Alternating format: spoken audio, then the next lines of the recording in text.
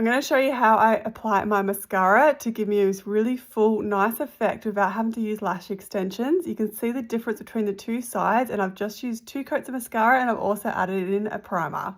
I'm going to start with a lash primer. You might not necessarily need this, but I'm just going to step you through the process because what a lash primer does is it can help add more volume to your lashes, especially if you're lacking hairs. So maybe you've had lash extensions in the past and they may have damaged your hairs, or you may just have lost some hair growth over the time. So lash primer is great at adding extra fibers to your lashes so that when you apply your mascara, you've got extra surface area for it to grab onto, and then that also helps give that fuller effect. So they're generally going to go on white. So I'm just going to apply it just like I would a mascara, but I'm going to try and get down to the deepest part of my lashes, so right down to the base.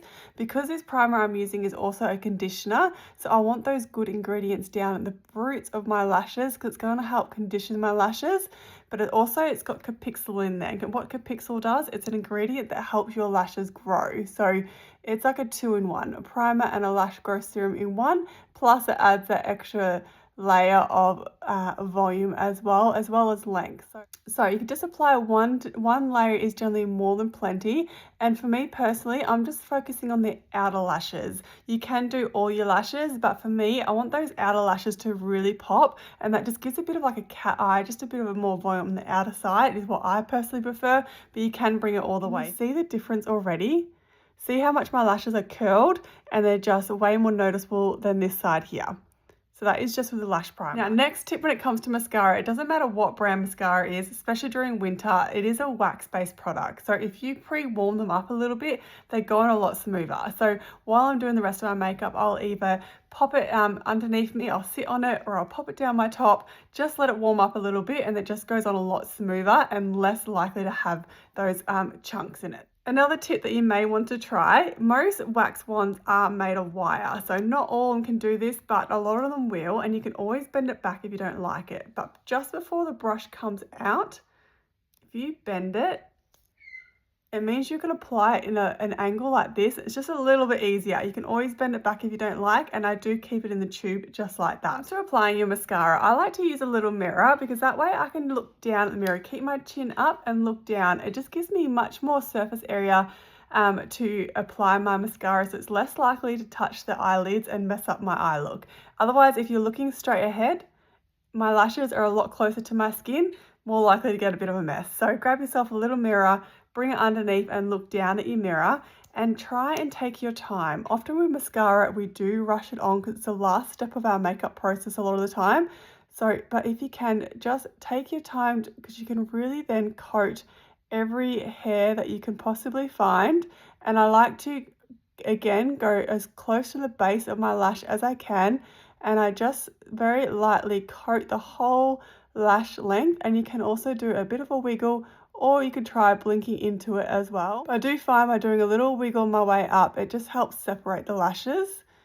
And for me, I'm going to do 2 layers. If I really wanted, I could do 3 and it won't go clumpy, but again, it does depend on the mascara choice that you're using. Let's go in with a second layer. I'll do it on this side so you can see.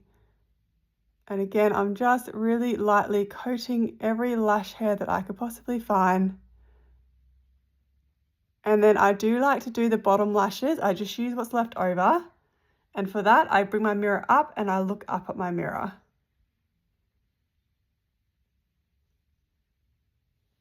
There we go. Okay, let's now move to the other side. So again, I'm going to apply a layer of my primer just to really focus on the outer edge of my eye rather than bring it in all the way for me.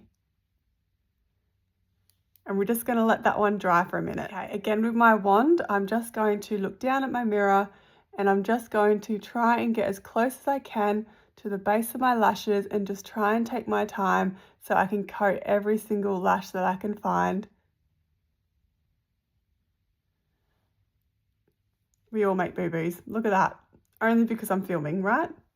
I'll fix that up in a minute. I find it easier to fix up mistakes once the mascara has dried a little bit, especially if you've got clumps on your lid at all. I will generally just wait for the mascara to dry up and then you can kind of roll it off. So it's always handy to have some cotton tips nearby to clean up those little boo-boos.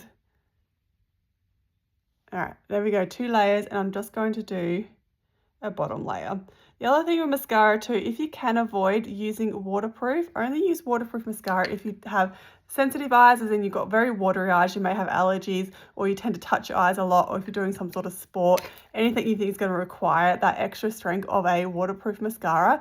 Because the problem with waterproof mascara is it's a lot more tougher to remove. So it's not as gentle to remove your mascara at the end of the day, and it can cause damage to your lashes that way. It's very important to remove your mascara, because while you sleep, your lashes are going to be touching your pillow, and if you've got mascara on there, it's just going to cause them to be more brittle and more likely to snap. Let's just clean up this boo-boo.